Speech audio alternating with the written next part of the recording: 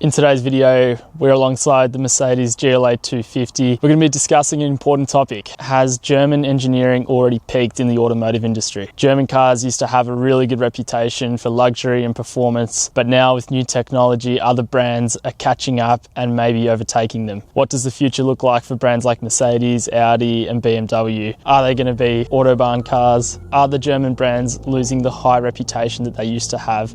Are they on the decline? Have they already passed their golden era?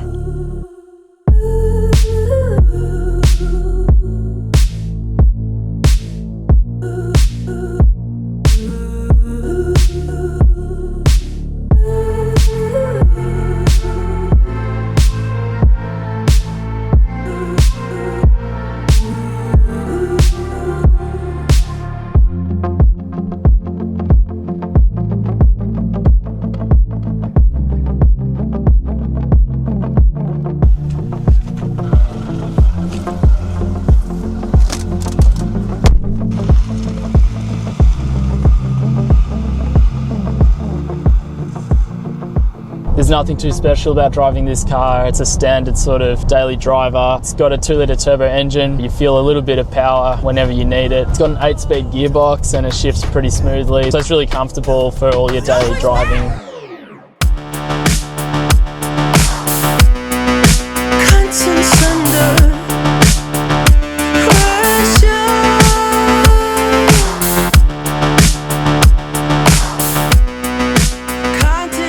I've driven a lot of cars that are similar to this. Doesn't feel especially luxurious or especially premium. This car, it's not a sports car, it's just meant to be a comfortable daily get around. For the price you pay brand new, you'd probably expect that it would feel a little bit more luxurious. I guess Mercedes feel that they can ask the premium price knowing that the consumer's just paying for the brand, not so much paying for ultra luxury like they used to. Back in the day, the German cars were asking for a higher price based on pure luxury, build quality, classical German engineering, thinking of everything, getting the details right. However, they've built up a reputation and now they feel like they can get away with charging a premium price by cutting down on a lot of costs, which means consumers are feeling like the car is a little bit cheap on the inside. However, they've been paying a high price for a while. But can Mercedes keep that up? Or are they going to be losing a lot of interest from people who know they can get away with buying a cheaper car, brand new, which comes with all the technology and all the comfort? Mercedes have lost the edge that they once had.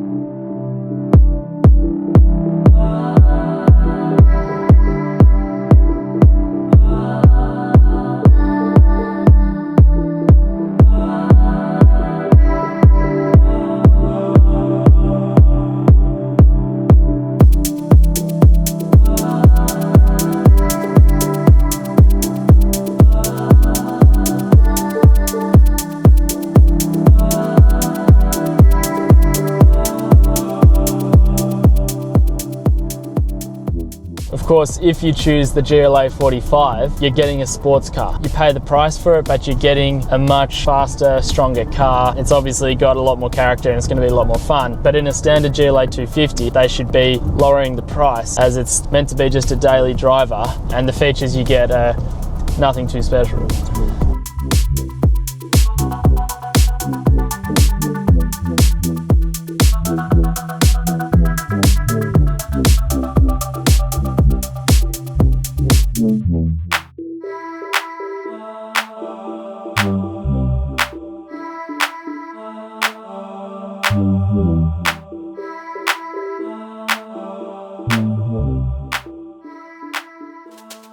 Once you step inside the cabin, you'll find that it's a pretty nice place to sit. Everything for the driver is pretty easy to use. You've got a customizable screen in front of you. You can control your maps and different dials as well as showing good vehicle data. You can control all of that with the buttons on your steering wheel. You've got a leather steering wheel. The seats are really comfortable and obviously you've got your memory seats for the driver and passenger. The interface is pretty easy to use. The touchpad here to control the screen is really nice. It's good. Mercedes gives you the option of using the touch touchscreen or using your pad down here. You got a big panoramic glass sunroof. Sunroof goes up and down, forwards and backwards, so that's really nice. But you'll notice there's a lot of plastic parts in the center console here and on the dashboard, even on the door. The build quality on the interior is not as good as it used to be. Mercedes have lost the reputation that they once had of being built perfectly, being such a luxurious place to sit. It still looks quite appealing, but it's definitely getting that cheaper feel. You can tell they're trying to cut their costs down and save a bit more money, but obviously they are still asking for the premium price. When you compare the interior of this Mercedes to other Japanese and Chinese cars in 2025, you'll find the gap is getting smaller and smaller. The premium feel is becoming quite common amongst other car manufacturers. This is a bit of a wake-up call to these German manufacturers. If they want to stay competitive in the market, they need to lift their game.